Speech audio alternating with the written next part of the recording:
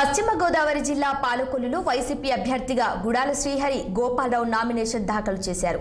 ఈ కార్యక్రమంలో 30,000 మంది కార్యకర్తలు అభిమానులతో భారీ ర్యాలీ నిర్వహించారు. పూలపల్లి అంబేద్కర్ భవన్ నుంచి స్థానిక పాలకొల్లు మున్సిపల్ కార్యాలయం వరకు భారీగా జన సమూహంతో రోడ్లన్నీ కిక్కిరిసిపోయాయి. ఈ సందర్భంగా గెలుపే జయంగా కృషి చేస్తానని ఆయన తెలిపారు. పాలకొల్లులో ఎన్నో అభివృద్ధి కార్యక్రమాలు చేసి పాలకొల్లు ఒక మోడల్ సిటీగా తయారు చేయాలని కల నెరవేరుస్తామంటున్న గుడాల శ్రీహరి గోపాలరావుతో మా ప్రతినిధి శ్రీనివాస్ ఫేస్ టు ఫేస్. సామాజిక వర్గ వెనుకబడిన సంబంధించి ఏదైతే పాలకొల్లు నియోజకవర్గం గుడాల శ్రీహరి గోపాలరావు నామినేషన్ దాఖలు చేయడం జరిగింది. ఈ నామినేషన్ స్వచ్ఛందంగా కూడా ఇంచుమించుగా వేలాది మంది తరలివచ్చిన పరిస్థితి. ఇదే నేపథ్యంలో ఇక్కడ ప్రస్తుతం మనతో పాటు గోపాలరావు ఉన్నారు. అడిగి తెలుసుకుందాం. సార్ చెప్పండి, మీరు వచ్చిన తక్కువ టైం అంటే వచ్చిన 6 నెలలు ఇన్ఛార్జ్ తీసుకోవడం, ఇక్కడ ఇంతమంది అశేష జనవాహిని మహాసముద్రంలో తయారవడం, అంటే దీన్ని ఏ రకంగా తీసుకోవచ్చు? ఇంత పెద్ద అంటే ఇప్పుడే గెలిపేదేమాగా అన్నట్టుగా జనం అందరూ వచ్చారు.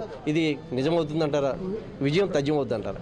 పూలపల్లి అంబేద్కర్ బొమ్మ స్టాచ్యూ దగ్గర నుంచి ఎస్ టర్నింగ్ నుంచి జరిగిన బయలుదేరిన విజయోత్సవ ర్యాలీకి మేము సాధారణంగా దండేసి బయలుదేరిన ర్యాలీలో స్వచ్ఛందంగా ఇంత క్రౌడు మేమే ఎక్స్పెక్ట్ చేయలేనంత క్రౌడు, రోడ్డు మీద నడిచి స్థితి లేనంత క్రౌడు ప్రత్యేకంగా నా నియోజకవర్గ ప్రజలకు, నా టౌన్లో ఉన్న 31 మంది ఇన్ఛార్జీలకు, టౌన్ ప్రెసిడెంట్కు, అలాగే రూరల్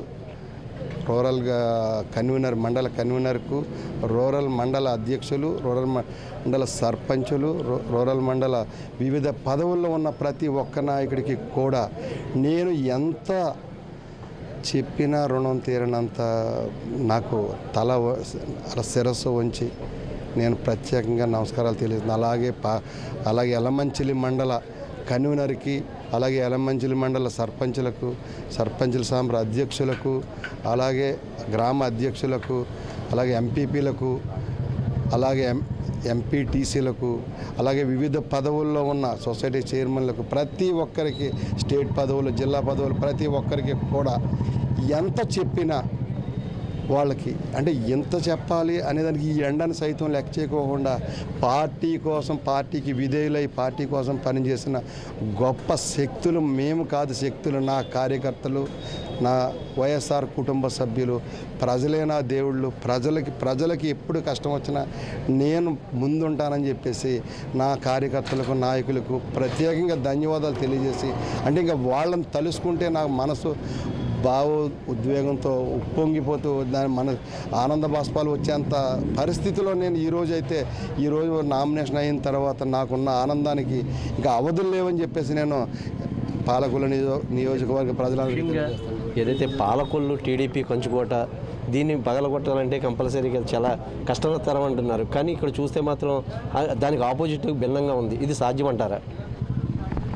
పాలకొల్లు నియోజకవర్గంలో కంచుకోట కాదు, మా కార్యకర్తలని, మా నాయకులను అడిగితే మా కార్యకర్తల నాయకులు నోటి సౌండ్తో చంపేస్తారు ఇంకా ఆ మాట వస్తే.